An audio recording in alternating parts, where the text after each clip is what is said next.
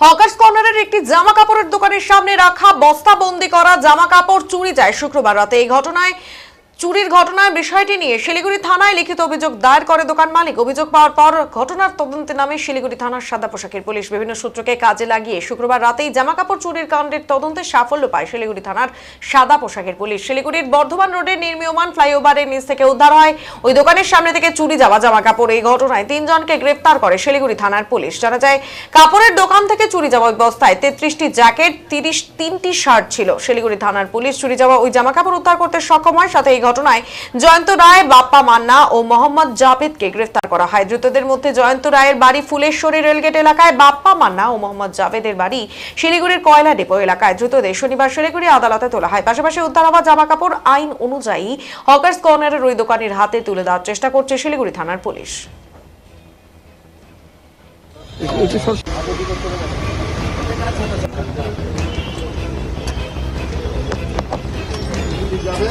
আরেকজন কি আছে তিনটা দিল আমাদেরকে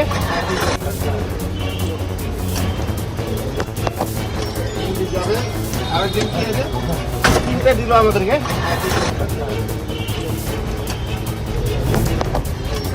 যাবে। আরেকজন কি আছে তিনটা দিল আমাদেরকে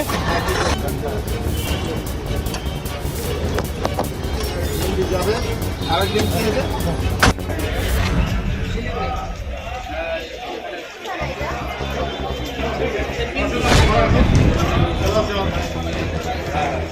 শালপাড়ার এগুলো সব অতিথিগুলো আমাদেরকে দিয়ে পাঠিয়ে